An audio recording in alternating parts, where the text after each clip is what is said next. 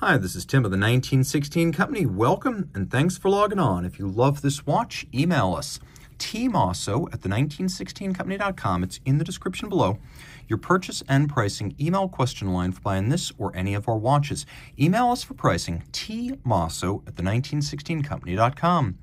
Audemars Piguet launched its Code 1159 dress watch in 2019, but it unarguably took a few years to come into its own as the already outstanding movement and case design were matched by better and better dials over time. And so this iteration you see here of the Code 1159 self-winding came out in 2023 with gradient fade, sand beige, stamped guilloche dial, and a case that is a hybrid of black ceramic and stainless steel. So 41 millimeters in diameter, the watch is 10.8 millimeters thick from lug tip to lug tip, 49.5 millimeters with a 22 millimeter spacing between the lugs. And it wears quite nicely because it is so thin.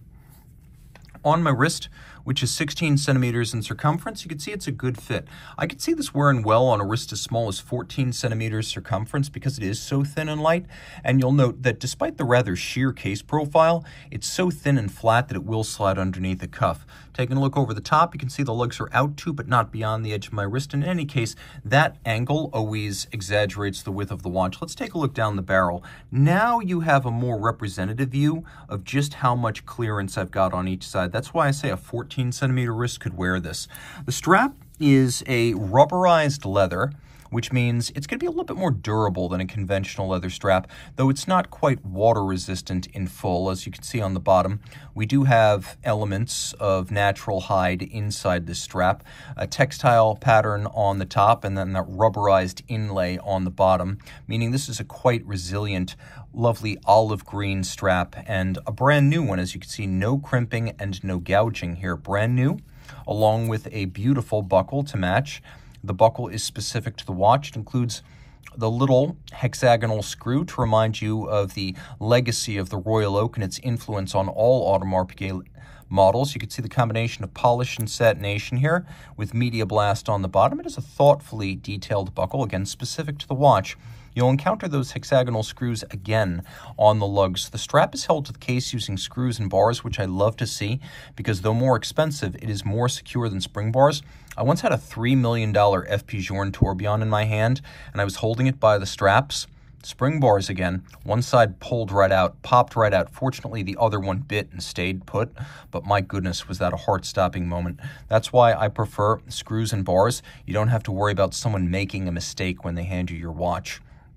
This watch here, beautifully decorated and beautifully detailed. This is really what you're paying for with the Code 1159, as the detailing on the case is second to none. You can see that the center case is a combination of polished and satinated black ceramic, which not only gives you a tonal contrast, but impresses in that Audemars Piguet is able to finish the ceramic with the same highlights and satin as the steel. You can also see it's a rounded octagonal form, another nod to the Royal Oak.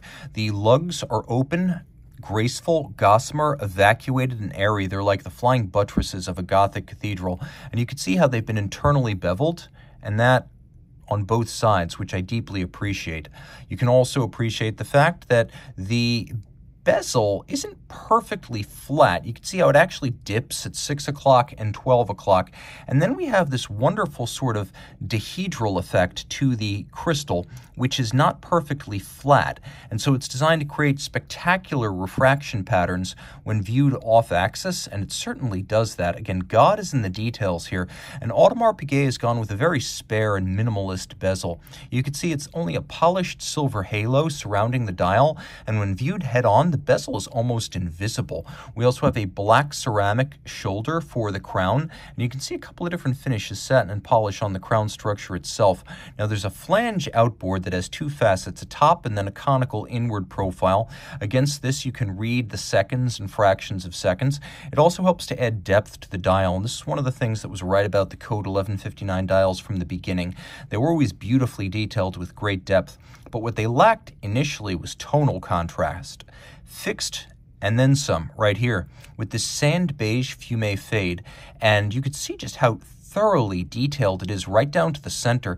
As it radiates outward, not only do you get larger concentric circles, but a sunray pattern appears, this rayon, beautiful and super subtle. Some people might say that stamped guilloche is not on par with reductive guilloche, but that's like saying that a cam chronograph doesn't have the feel of a column wheel. I've seen great cam chronographs that have a sharper feel than mediocre column wheel chronographs. And I've seen stamped guilloche that is on a higher plane of detail and quality than reductive guilloche. And this is an example of the latter. This is really, guilloche is as guilloche does. And I mean, this is absolutely beautiful. Taking a closer look, you can see we have white gold hands, Audemars Piguet applique logo, and indices. And this is an everyday watch. This is not designed to be worn just with your tuxedo. You can see it's luminescent. It's automatic winding with a 70-hour power reserve. It's got a steel and ceramic case. It's very durable. It's got a hacking or stop seconds function, so you can stop the seconds hand and set it to a reference time. We have a snappy quick set. And then on the reverse side, you can see the calibers. Caliber 4302, much bigger than Audemars Piguet's prior 3120. That was about 26 millimeters. This is 32, so it fits the case back, and it looks the part. It's got a higher beat rate than the old movement at 4 hertz and a longer power reserve. 60 hours becomes 70 here.